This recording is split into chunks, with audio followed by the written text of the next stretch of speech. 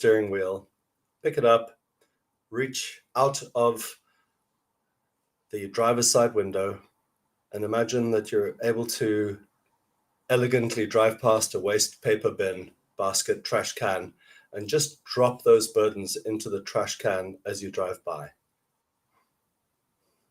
Feel the load lighten as you do so. Let go of what it is that you've been carrying. It doesn't serve you in the moment.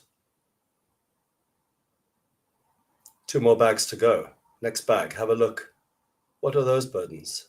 Could be relational burdens, could be financial burdens, it could be stuff to do with your kids, whatever it is. Could be business burdens. Just have a look at those burdens and see, does it serve you to hang on to them and to hold on to them right now at this moment? Or do they prevent you from being present? So obviously the answer is that they prevent you from being present. So go ahead, grab that bag by the scruff of the neck if you have to, reach out of the driver's window, pass by a trash can, drop it in. Let go. Let go of those burdens, those things that don't serve you, right? Useful conversations to have, but worrying about stuff does not serve you, doesn't keep you anywhere other than away from the present moment. And the place where your power is the present moment. So they never serve you. There's a final bag on the seat next to you. Probably some of the big ones, the ones that you've been unwilling to let go of. What are those? What are the things that you have been concerned about maybe for a long time, and that you might say to me, hey, Mark, there's no way that I can let go of those things? Well, I'm here to tell you that you can. Doesn't mean that you can't pick them up later. You can pick them up later and you can deal with them. You can take massive action around those, as my dear friend and colleague Doug Holt would say. But at the moment, to be present, to be here and now, you don't need them. So have a look, see what they are, acknowledge that they're there, acknowledge that you can pick them up at a later stage. Just reach over, grab that bag. Might be heavy, you might need 2 hands. Put your knees on the steering wheel, reach out of the driver's window, and just drop those bags in the passing trash can. Now you can focus. Now you can look at the windshield. You can focus on the road ahead. You can breathe. You can look in the rearview mirror at the burdens that are in your past, and they no longer serve you. So you can let them go, just for now. And just feel yourself relax as you do so, and bring yourself really present here and now to this conversation. Breathe. Just breathe. Okay, guys, you should be feeling more grounded now. Back to you, Josh. Sure. Thank you. No matter how many times I do that, it's really interesting to see what pops up in my mind. And definitely those 3 layers. By the time I got to the last one, there was some, as you say, pretty heavy stuff there. So nice to let that go. So Mark, what I'd love to do is I'd love to share a little bit about my own mission and how huge that's been in transforming the way that I think about my actions. And then what we're going to do is we're going to have you lead us through a little bit of an exercise. I've asked the guys that are here with us to bring pen and paper so that we can actually do some work right here and now. And then from there, we're going to move into a conversation with Ken. And I know you and Ken have done a lot of amazing work together, I think over the last year, but we'll hear more about your guys' relationship and the power of activation and what it's done in his life. And then from there, we're going to be workshopping some of those mission statements with the guys that are willing to come in, Douglas being one of them. And we'll see who else we can fit in the time that we have. So if you're watching right now, just make sure you have a pen and paper handy. And then from there, be sure to let us know in the comments if you do want to come onto the stage here, and we can bring you on to workshop your mission. And just to say in my own life is that I think I came from a kind of a people-pleasing background, very happy-go-lucky, pretended I didn't really care much about anything or want anything particular. And a big challenge to me has been, how do we push past our immediate needs? How do we push all the way to the horizon? How do we look so far that it's scary, that we really have to become something that we're not yet? in order to achieve these things that are beyond us.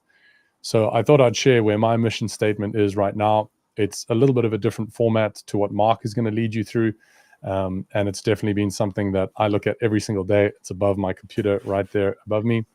And the mission is this: to honor God through action, using talent and hard work to leave a spiritual, intellectual, emotional, and financial inheritance for my children's grandchildren.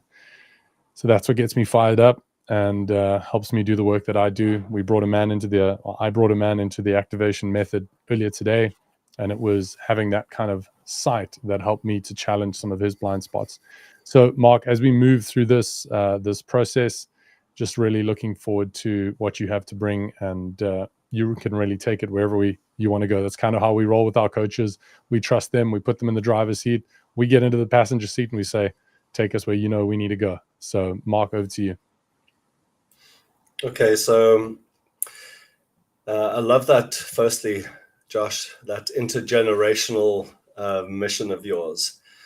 So I thought I'd start with, what really is a mission? What's the purpose of a mission? Why is it important for a man to have a mission? My version of the answer to that is for two very important reasons. The one is, when we have a mission, we know which way the vehicle that we're in is going, right? We set our sails for a particular direction. That's the most important thing, because it gives us energy. It gives me energy to have a mission. As you said, Josh, it gets you fired up every morning, and we've got something to aim at.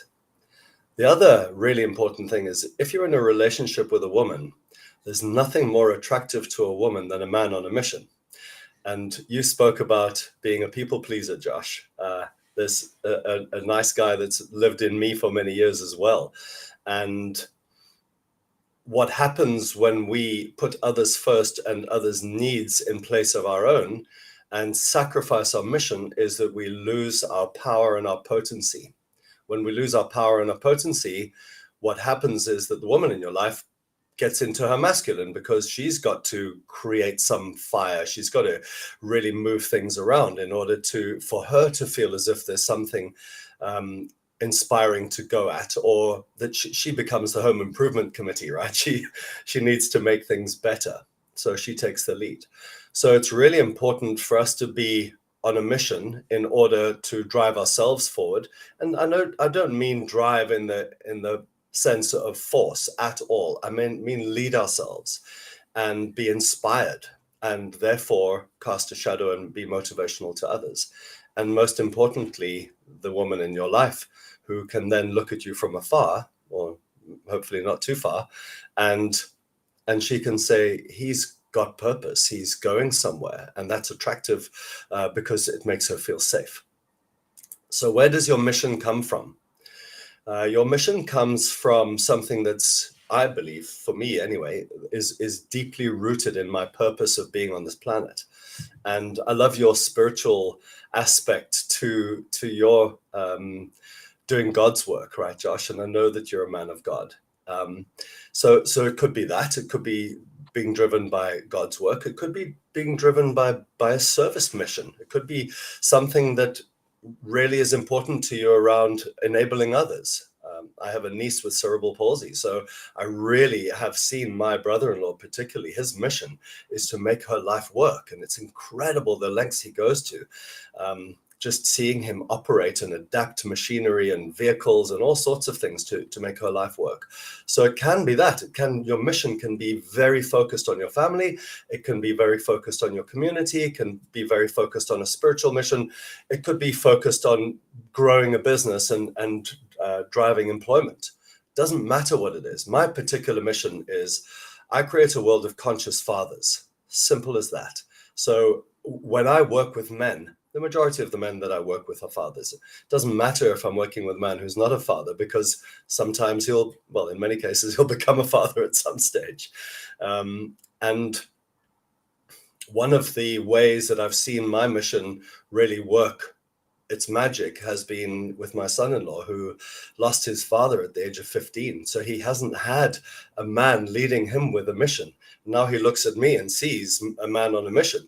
And what I've seen in the last 4 years since I've known him is that he's taken the lead in his own life, and he now has 2 children with my daughter. So it's incredible to be able to watch that take place and grow. So guys, take your pen and paper out. Josh asked you to have a pen and paper. Now's the time to start creating and writing down your mission. The first piece that I'd like you to look at is what? What is it that you're here for? What is, as I said, what would be the focus of your mission? Is it family? Is it community? Is it spirituality?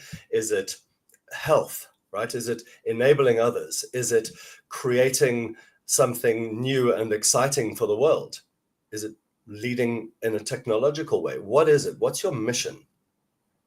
A lot of you will automatically go to a work mission, right? To build a business or drive growth and all of those sorts of things. And I'd like to invite you to expand that. You know, if there was a mission beyond the mission, as it were. So the mission is to drive growth, but why? Why do you want to drive the growth? Why do you want to create a mission that serves growth? What else? What other benefits will it have? So you look at the what is your mission? What's the focus area? And write that down. And then write down your why.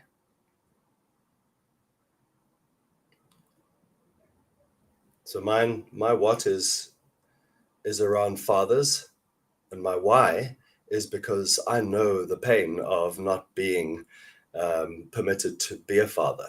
So my mission is driven from a personal experience of dealing with prevention of getting access to my kids. So it fires my belly, right? Because it became a life and death thing for me. And so often you'll find that your adversity will drive your why. So once you've got your what, you can then look deeply within you and what is your why? What would make you, as Josh described, get up every morning and really feel that fire in your belly? What would make you get up and go, even if it was tough? What would make you get up and go, even if there was no hope? I was told by many people to give up the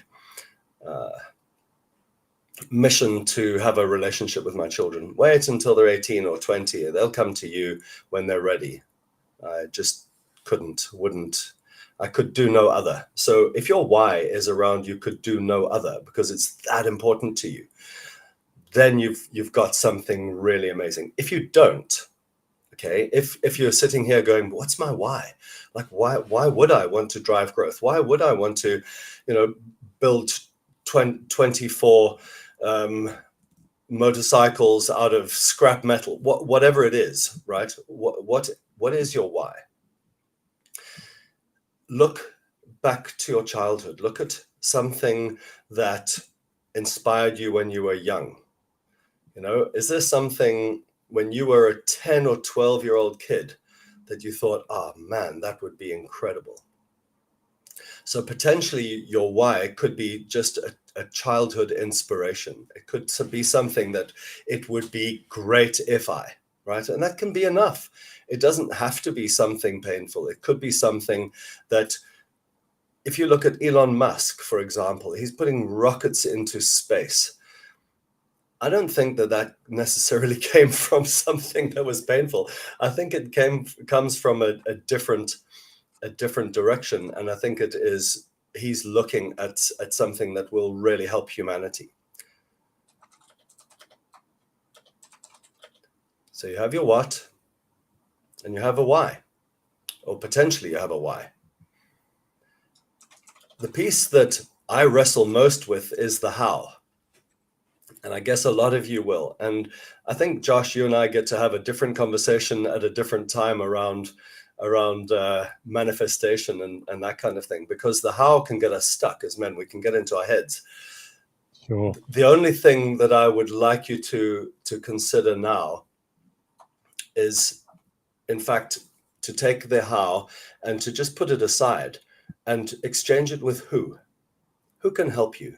Who can you have a conversation with after this presentation that Josh and I are putting on today? Who can you have a conversation with about your mission, about your what and about your why? Because I'd love you to leave this experience and bring it to life, right? Make it something that you talk about. Go and speak about it with your brother, with your kids, with your wife. Bring it to life and ask them for feedback. Ask them to give you some input. What do you think is my purpose? You see me going into the garage every evening and turning that piece of wood, on the lathe or whatever it is. Why the hell do you think I do that? And it could be something to do with mastering skills. It could be something to do with escape, right? It could be that you're on a mission to escape. A lot of guys get onto a business mission to escape certain things, right? It's fear of failure. Therefore, I'll grow a huge business. So the caveat to all of this, and something I'd like you to consider is your mission an escape, or is your mission something that will really drive you purposefully forward and help you engage? So Josh spoke earlier on about leaning into something, and growth happens outside your comfort zone, and that's something that I'm passionate about and explore with boldness and courage, because I've done some scary stuff, including bungee jumps, being afraid of heights. But I'd really love you guys to have a look at your why and who is going to help you, and ensure that when it comes to your mission, that it's not escaping something and running away from something, but moving towards something that is inspiring and drives your passion. Right. I'm going to pause there. Josh, do you have any input for me? What came up for you while I was Mark, speaking there? love that frame. And just for the guys that were watching, if you are struggling, I can relate to that as well. Mark was asking some pretty hard questions of me in the lead up to this event, kind of digging into how it is that we think. What are the assumptions that we bring to mission? What did our fathers teach us about purpose, about mission, if anything, right? Or were they caught up in the day to day? How has it felt when you were on a mission, when you've got a deadline coming, you've got a project coming, and you put everything into it, and you feel that acceleration of popping through that? And what would it be like to live like that on a longer term sustainable way? And so what we wanted to put here is, I'm going to put it into the comments on Facebook and YouTube, and I want you guys to write it on the page in front of you. So you're going to write this sentence: I create a world of, and then put in brackets, what? Then write by, put in brackets, how, and then because, why, or who. It's just a simple way to think about it. And then once you have that sentence, I create a world of what. So that's the what you want to create. So maybe what you want to create is, a world where women are safe. I create a world where women are safe. How? By showing up 100% in everything I do, or whatever your how is that you want to achieve what you want to achieve. Because, why? Because women are valuable, or whatever the story is. So it's a nice little frame, almost like a formula that you can use to build your mission as you think through what Mark has taken us through on the what, on the how, on the why, on the who as well. So a little frame there. I put it into the comments. Be sure to check that out and it's in the details of the event, both on Facebook and YouTube. And again, if you need more help with that, jump into our private Facebook group. Reach out to me. I'm the guy that's running that group, and we can workshop it together via text. We can even jump on a phone call and talk about it a little bit more. So, with that being said, Mark, unless you got anything else to say, what I'd really love to do is to bring Ken on here and have a little chat about what it does in what it does in real life. We can talk about mission. It sounds great. Well, sounds like a nice coaching concept, but what does it actually mean in a man's life? So Yeah. I'm going to bring Ken on here, and welcome, Ken. It is so great to be with you again. I know you and I shared a really great conversation earlier this week. I know you and Mark have far more history than you and I do. So, Mark, maybe you can start us off and just share a little bit about who Ken was when you first met him, and then Ken, you Ooh, can take okay. us through the story of what has happened in your life. Okay. I'm going to pre-frame this that I might get emotional. So Ken has an incredible story, man. I've had the privilege of working with you, Ken, through the activation method, led your reset, and you've been extremely open and willing to share what you've gone through in your life. And what I love about you most is your absolute passion for putting on your afterburners and going after a mission. That's why you're here today. I would love you to open up to the guys today and really share what it is that has driven your meteoric growth, because I've very rarely seen a man attack his mission the way you have, and I really look forward to you sharing with the guys. Yeah, I'm getting chills when Josh said earlier in the beginning, Mark and Ken have this relationship. I already started tearing up, and it's tough because I'm a guy, right? And I'm already tearing up, but I like to say that I'm driven and I listen to everything you said, but a lot of my motivation was survival. I didn't think I had a choice. I was kind of backed into a corner. And all of my life, and when I say all of my life, old enough to understand, right? 6 years old, whatever it is, 7 years old, to age 50. I'm 51, so it was last year when I, came to TPM and joined the activation method this spring with you, Mark. It was survival from age old enough to understand to 50. That's insane. I started counting back from childhood to high school, college, marriages, and the last 16 years that I've been married to my current wife. I probably should have died a dozen times. I haven't shared this with a lot of people. It's in my book coming out. But when I was 18, I joined the Navy, and in Guam, I don't know if people know much about Guam. It's a volcano, and there's a road that you could travel all the way to the top, and you're at the highest peak, and you could see over. So I was driving my car as fast as you can go. It was a cheap Toyota Tercel, so I think it was only going like 70 miles an hour with my foot all the way down, and I was just going to drive off. I was gonna go all the way top, and I had plenty of time to think about it, and I was just going to drive off, and I got pulled over by a cop. And the reason I say that story is I could tell you about 12 of those stories, and one in particular before I met you, Mark. Um, there was no one around to stop me except for God. So this last stint of Ken doesn't need to be here on this planet, and I know a lot of guys are relating because the suicide rate is high. I didn't realize this, but 70% of all suicides are men. I Yeah. didn't realize that. I was like, wow. So the last one before I came to TPM was there was no one there to stop me. There's no cops, no people, no family, doctors, friends. It was just me, and God stopped me. And I can say to this day, right now, in front of you men and whoever else is watching, that's no longer a part of my life. This program saved my life, and I don't mean that in some rhetorical sense. I mean it literally saved my life, And I could say without a shadow of a doubt that that part of me is no longer there. It's no longer there. I grew up homeless.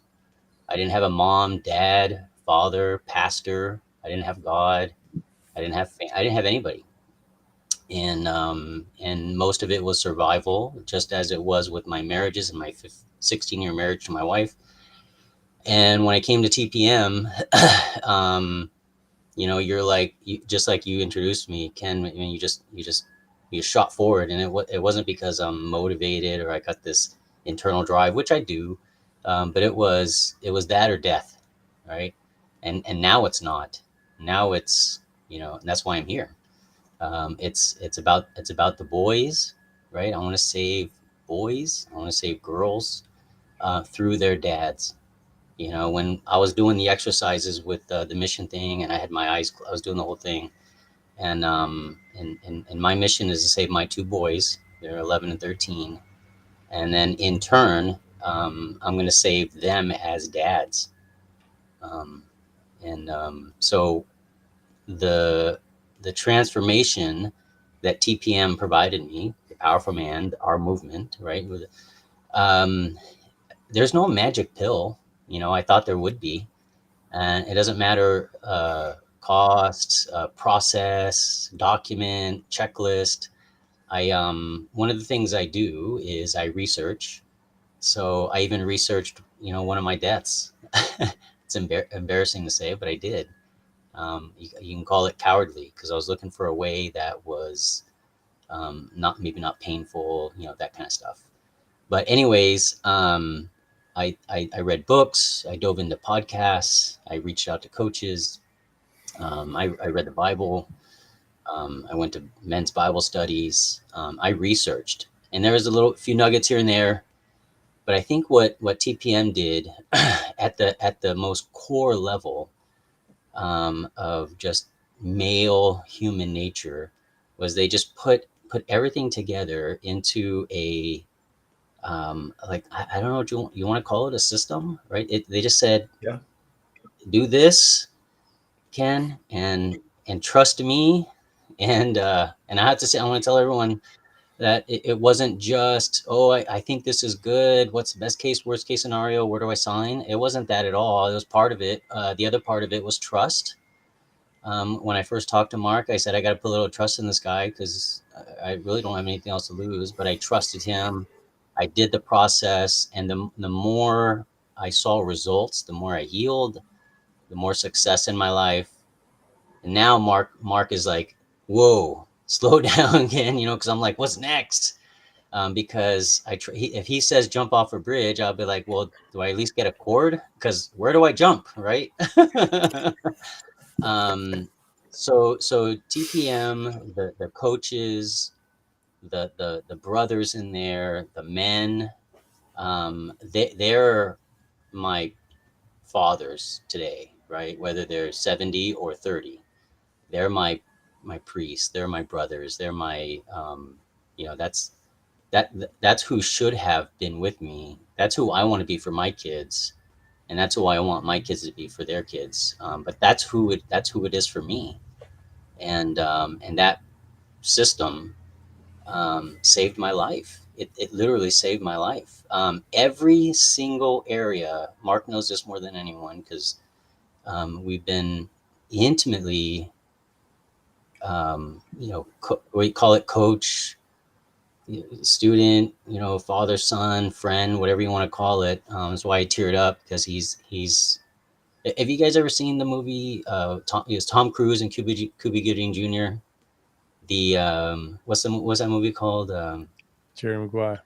Yeah, Jerry Maguire, and they're at that interview, and he's like, That's so you're my Jerry Maguire, right? And I'm Cuba Gooding Jr. And but anyways, every single aspect of my life today, which is to me, it's a miracle. So physical, I'm at the best physical shape of my life, except when I was in high school, which I don't think I can ever get to that point. Come on, Financially, I've Ken. never been financially. Well, I'm close. I'm close. Financially, I never thought I would be where I am financially. Emotionally, one, I didn't think I had any control over my emotions. And now I am, I am, and I am being. So mentally, relationally, with my wife, my kids, my friends, my church, there has never been a point in this 51 years of life where I am at the top of my game in all those areas. And I did that in less than a year. My pastor, my friend, has a psychological background, studying in psychology, and he pulled me aside, put his hand on my chest, and he says, Ken, he goes, I want to dig deep. I want to do a deep dive into all the stuff you're doing, because this doesn't happen. He says, there's no statistics out there that show that.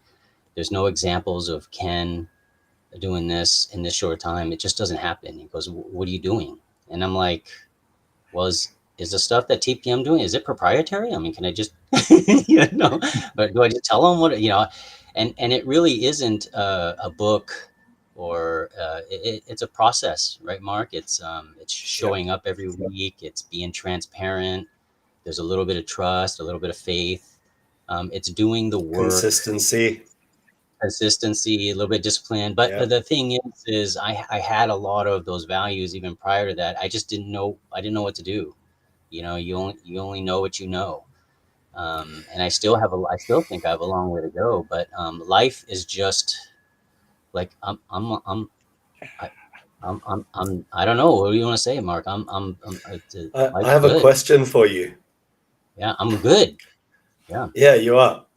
You're extremely good and inspirational. And I want to also just pick up on what you said there, because you do the work, you applied yourself because it was that important to you. But to the point that we were speaking about earlier, going from being driven by life or death, I have to do something, otherwise I'm going to end my life. You've shifted now, and your mission is completely different. And you spoke about it being about your sons, and about creating the future of them as fathers, and really intergenerational healing. That's what you're speaking about. So I'm just curious, when it comes to your drive and you're waking up in the morning, what is it that goes through your mind? What is it that gets you up every day? What has you going after it in all of the areas? And I don't know if I'm sure you won't mind me sharing. You've had some big challenges in your relationship after things initially were going so well. Then you had months of, well, weeks, 2 months, right, of 2 months. serious challenge. So what is it that held you to the line going through that challenge, as opposed to, life? It's not life and death anymore. Yeah. So the life and death part is no longer a part of my life. So the couple of months that I struggled, even after being at the top of my game in pretty much every aspect of my life, and then things fell apart in one aspect of my life, and I was like, well, holy crap, what's happening now? A couple of things. I don't know what you want to call it. It's a little internal fear of going back, because I still have memories. There's still Ken 1.0, and I never ever want to gray those lines ever again. So I'm driven to say, no matter what happens in my life, my wife leaves, dies, cheats, whatever, I'm Ken 2.0 forever. So that's part of the drive, right? But I feel so good. I feel so good in 90% of my life. If 10 goes to crap, I I'm still at the top of my game. I just adjust the 10%. So the 2 months went by, and it was whatever you want to call it, because I'm an accountant, so I'm always using these numbers. So 80% great, 20% bad, and now I'm back to 95, because I didn't react. I didn't go back to Ken Mm. 1.0. It didn't phase me. Steady, strong, consistent, all the stuff. My brothers, I don't. I did want to say this. I don't think I could do it alone. And I told you this the other day, Mark. There's no other place I want to be. Somehow, some way, you guys are my brothers for life. Somehow, some way, right? Yeah. And if I do it alone, I'm doing great. I'm gonna go off. I, I don't think a guy can make it like that. I think he has to have this type of community, local and Yeah. wherever. Yeah. Yeah. Yeah. And I think, for anyone listening that maybe you've had a conversation with some of the advisors, me being one of them at the Powerful Man, maybe you haven't.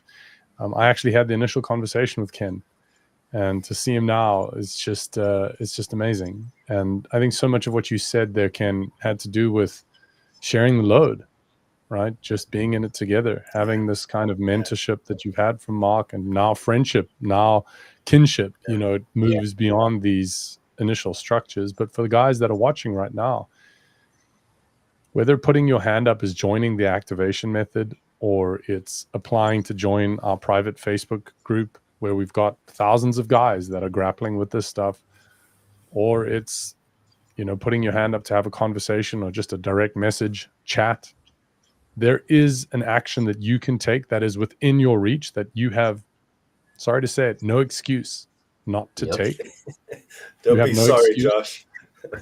not to take some form of action. Everyone's got different degrees to which they are ready Yeah. to act. In Ken's Yeah. case, as we saw, it was either die or thrive. And here he is thriving. Yeah. There's a version of that for you. And so we just want to encourage you to take that step. And I want to just say thank you to Douglas, who we're going to bring on here in a second. And Ken, it'd be great for you to just hang around if you're happy to do that.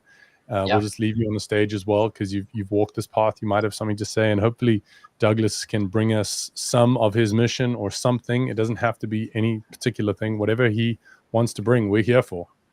We're going to be his brothers here live, and we're going to just see what we can do with whatever he brings. So, Doug, thank you for being with us, and yeah, welcome, man. Really, really great to have you with us.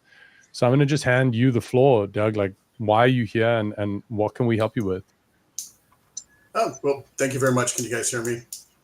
Yeah. Yeah, perfect. Good. Well, I'm here because I've been more than anything struggling the last few years. I'm in a long-term relationship. I'm not married. I don't have kids, but I'm in a long-term relationship. And just when I thought like everything was going perfect, we started. So I'll try to condense this as much as possible. We actually dated. My girlfriend and I dated in high school in Colorado, and then throughout college we dated, and then she left for graduate school to Michigan, and I moved to Texas, and then we both got married to other people. Things fell apart, obviously, and we reconnected. But we reconnected through kind of being in a bad spot. Both of our exes were difficult people. Both struggled with a lot of addiction. Hers was a gambler and alcoholic. Mine was a drug addict. And then after our divorce and everything, I decided after I divorced my ex-wife, she died about 6 months afterwards from a drug overdose. That's very traumatic. Something I thought I was dealing with very well, but I wasn't. Then, that kind of propelled me to move to be closer to my girlfriend. My girlfriend lives in Connecticut. Now I'm in Connecticut. But after my ex-wife died, I decided, I need to be closer to her. She's the love of my life, everything.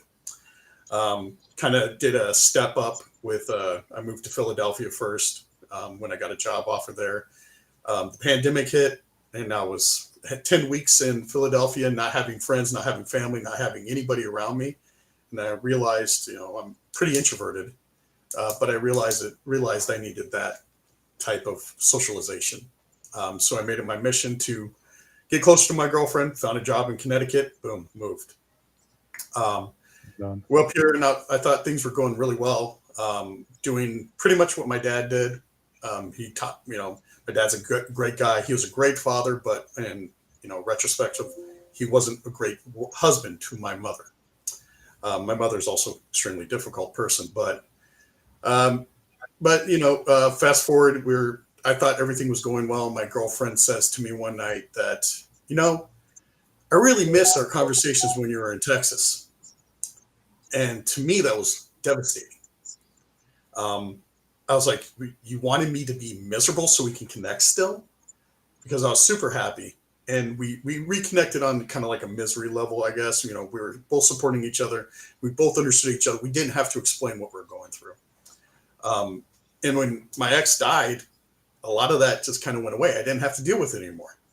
I still have traumatic responses and stuff like that. And that kind of threw me into a loop. And that was probably about 3 years ago. Can I ask you a question? Sure.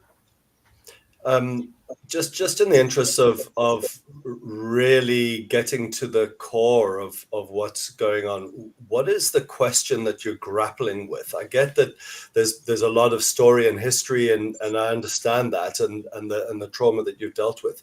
If you had one question that you would like answered today, what's that question? How can I be a better boyfriend, husband, father? Okay. How can I support them emotionally? Be emotionally. So what is the belief that you have that you're not that, or what's behind the belief that you're not that? I've been told that I'm not emotionally available. Okay, my girlfriend doesn't feel emotionally safe with me sometimes. Okay. Good. Now we're able to swim through to get to what's really going on. So essentially, when you were away, you opened up your heart because you were struggling, and she misses those conversations because you were vulnerable. Now you're together and you're thinking everything is going swimmingly. You don't feel the need to express yourself as openly as with as much vulnerability, and she misses that connection. Right. So you know what to do, don't you? Kind of.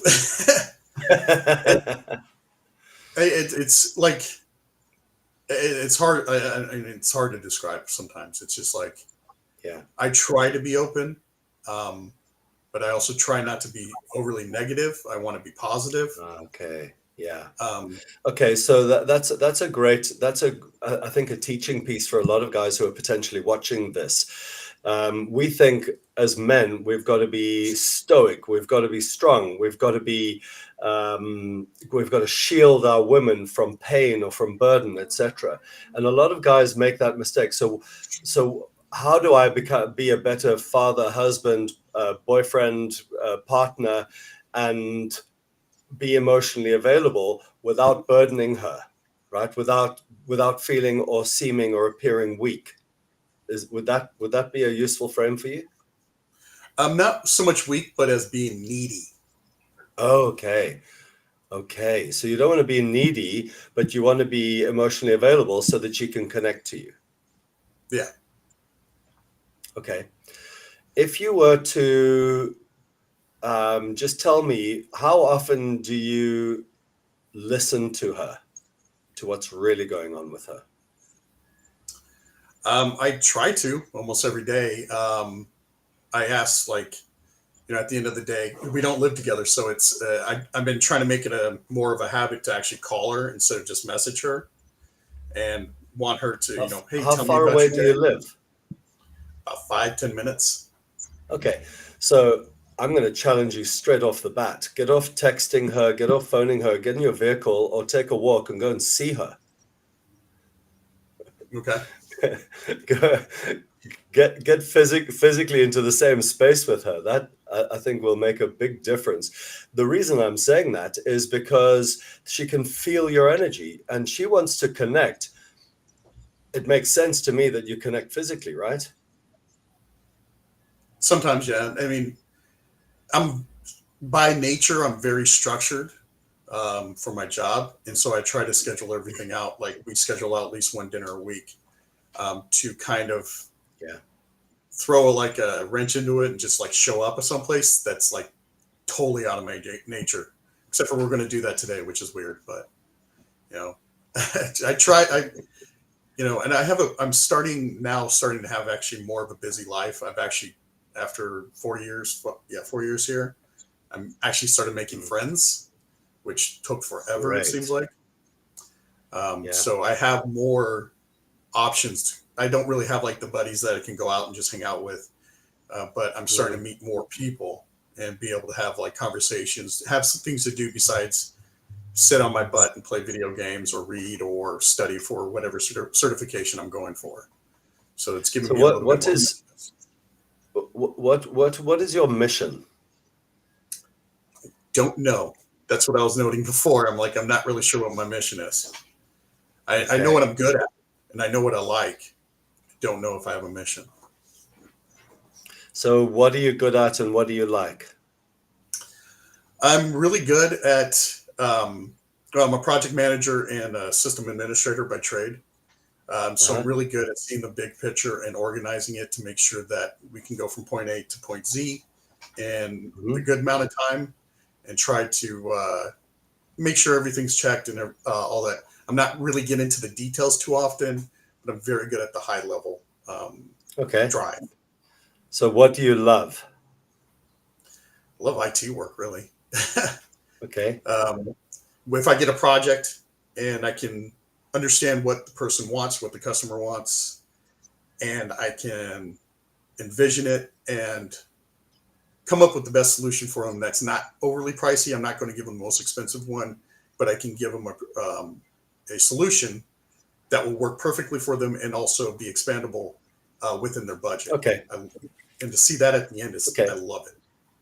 Okay, so you love creating solutions and helping people have momentum that gets them from A to Z, and your skill is in using the big picture to create solutions for them in an IT world. Yeah. Okay. So if you were to pull back a little bit from the work front, because we were speaking about relationship. Okay, so there's relationship, there's work, there's you, right? There's your health, and there's your energy and abundance in the world, right? If you were to pull back from just the work lens and say you were 80, my dad is 83 at the moment. And he and I having conversations about him looking back at his life. And he's got certain regrets and he's got certain things that he's proud of and the whole mix. But if you were to get to that age, the grand old age of, say, 83, and to look back, what do you want your life to have been about? What's the what? I don't know. I mean, I would like to see that I made an impact on some people, that I lived a good life. Okay. People look at me that I was a kind and caring person. Okay. So the what is that you're able to help people using your skills. Can you write some of this down? Yeah. Okay. Assisting people using your skills, and the other piece was around who you are being, right? Which is being a good person, being a person of integrity, something like that. Yeah. If you do that, if you are a person of integrity and you're assisting people, right, and you're helping them really move from A to Z and move something forward in their life, what impact will you be able to have on the world?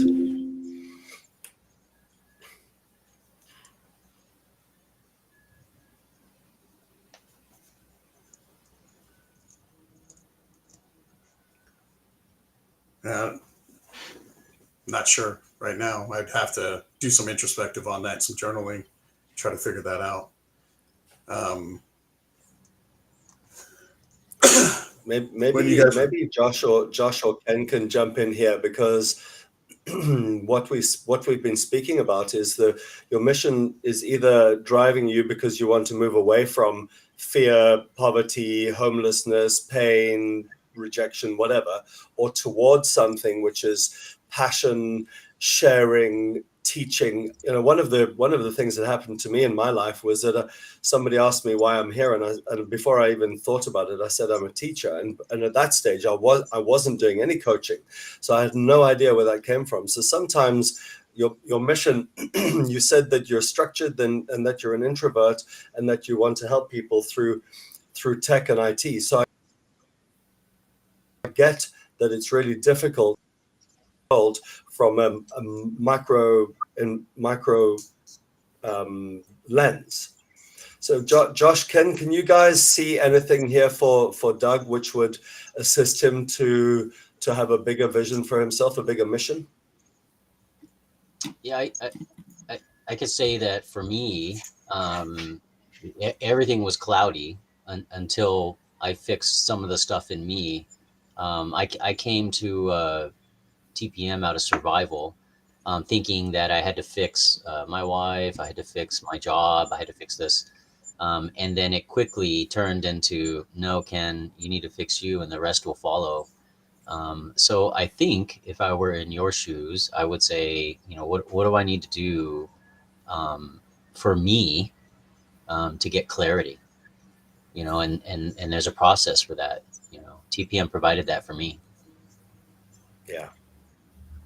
Yeah, I think for me, Doug, and I'll leave you just to write down. I can see you're compiling those thoughts, and of course, a lot of this, it doesn't have to happen right now, right? I think that in itself is like a parallel of potentially what you might be feeling in terms of the moments you're with her. It's like, it's got to happen now. It's got to be like so much pressure on that moment, like this moment. Like, are you going to have this waking up kind of eureka moment? And so often it's not that. It's this slow, steady movement towards deeper realization. So I'm kind of curious, why don't you like projects that are disorganized? Add chaos. Okay, chaos. So you don't like chaos. No. How does chaos make you feel? It gives me anxiety. It gives you anxiety. And having anxiety, what does that do to you? What does that do to the world?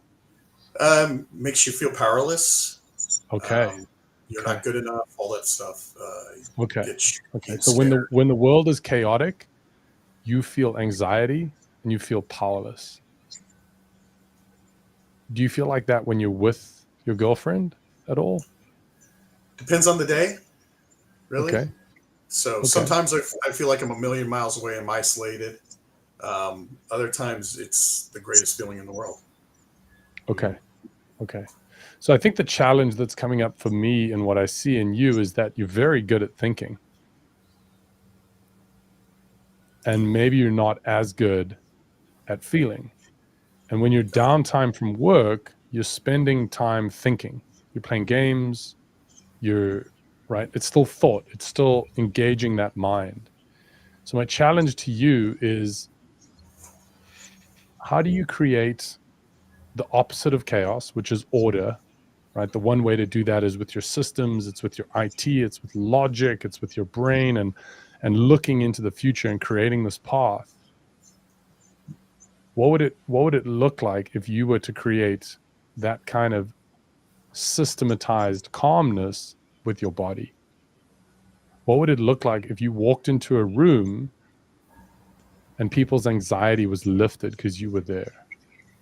People felt the chaos of the world was lifted because Doug is here now. That's beautiful, Josh. I love that. So something along the lines of, I create a world of order by steadying others' emotions through my vulnerability. Something like that. That could be of mission for you. Something along those lines. I've got a further question, Josh. I love this direction. What would it be like for you to surrender to the fact that there are areas of life that you cannot control, and maybe, just maybe, being in a relationship with a woman is there to teach you that. Yeah, I mean, that's definitely a teaching moment. Yeah, because, you know, if we think about masculinity and femininity, your masculinity is very, very much in your mind. It's in your thinking. Now, what we need to do, or what I would do if I was you, is try and bring that masculinity into my body. Because her femininity is the chaos, right? It's the unpredictable. It's the what's going to happen. What mood is she in? All of that stuff. And you know what that femininity responds to? Masculinity. It's not mental masculinity. No. You can't tell her how to control herself. You can't tell her to calm down. You can't create an IT system for her to bring her feelings to. No, she's got to bring her feelings to your body. So it makes sense that you wanting to call her, because you get to stay in your body, to stay in your thoughts, and it's safe there. I can talk. I did it in Texas. There was no chance we could see each other. So my challenge to you, Doug, is getting grounded, brother, getting into your body, grounded masculinity. Yeah. You can't think your way through this one, brother. You got to feel your way through. I love that, Josh, and saying that she's 5 minutes away, that taking a walk over there. Just imagine walking over there, listening to some music, even if it's just music in your head without earphones, and moving your body like you're moving towards her, getting excited about the fact that you're going to embrace this feminine energy. How amazing would that be, as a, just even if it's a once a week ritual, and that you schedule it, and she's expecting you. We don't want to create chaos here. But if you were to do that, I think that would, and then the further piece is that when you're with her, because you've got into your body and you've got grounded, that you confess something about your day. It could be that you're worried about this client, or that there's something that lets her in to what's going on with you. Whether you're nervous about meeting new friends, whatever it is, Doug, that, if you were to just let her in by a small confession each time, that would give her something to latch onto from a connection point of view. Okay. Amazing. Well, Ken, unless you've got something to add here, Doug, I'm going to ask you for 3 ideas you're walking away with, just to distill what you're walking away with. You can just say one. It could be 1 or 3. You got to choose 1 or 3 that you want to focus on before we jump off here. And I just want to give you that moment to reflect. Yeah, the only thing I'll add is when I hear chaotic world, because things could be going really well in all areas of life. I think when I look back into the first 50 years of my life, and I look back at 2024, that the world is still just as chaotic when I'm at the top of my game than when I was, suicidal. So I think the grounded masculinity, or whatever you want to call it, I'm grounded, I'm solid, I'm steady, right? Yeah, whatever you want to call it. I think that's key. And then my wife and my kids, they just follow, and then the world gets a little less chaotic. But I think that's key. So you start focusing on those processes that get you grounded, and then it's not so bad. So there you go, Doug. So Things you're walking away from. 1 or 3 ideas. I like the idea of the grounded masculinity, and try to get out of my mind and let that actually come into my body a little bit more.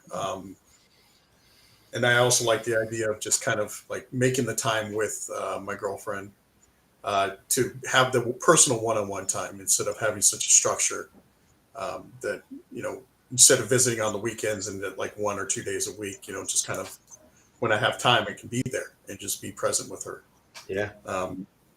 So, and then the third one is, I do make it a point to try to confess and try to share myself with her on a rather consistent basis. So I like to continue with that, but to do like the small little confessions a day, I think would be good too.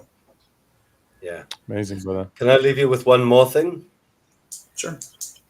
When you're feeling like there's a lot going on and you're in your head, just put your hands on your heart and close your eyes and just lean back in that chair of yours and breathe into your heart.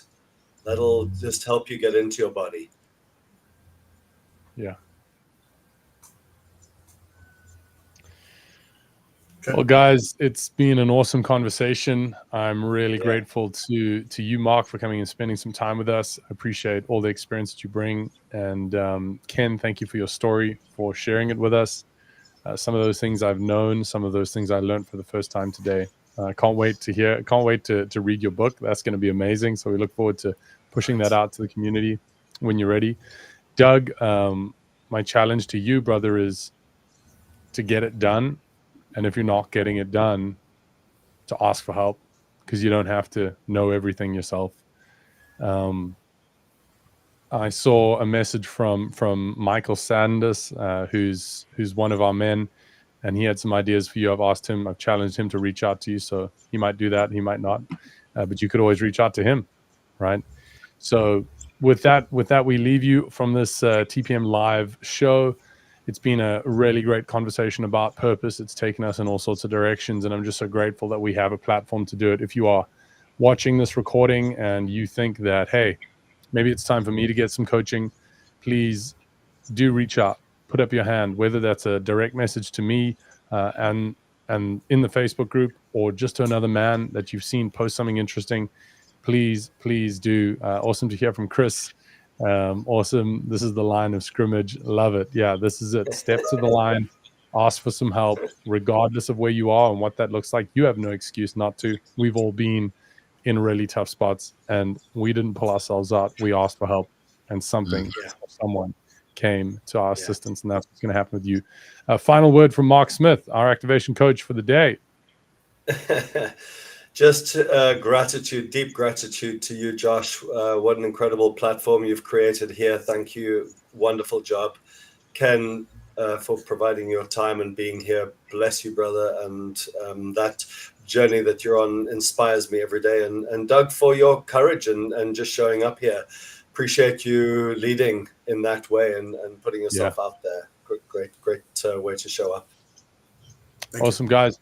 Well, we will be back next week with another live. Remember, for everyone that's watching, next week's live will be in our closed Facebook community. We do one live in the public, one live in the closed community, and generally those closed ones, there's a little bit more action that happens because it's a bit more of a contained space. So if you're not in the Facebook group, make sure that your big step up in this moment is to go and apply into the Facebook group. I've put that link into the comments of this video, and it's very easy to find in other links on this page as well. So thank you so much for your time, gentlemen, and we wish you guys the rest of a wonderful day.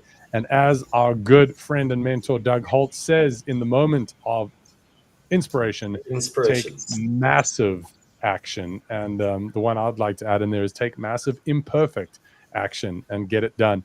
So thank you again for joining us today. And if you are curious about anything we've spoken about, drop me a message on Facebook and get into that Facebook group, and let's get this thing moving. Thank you so much, and have a wonderful weekend, everyone.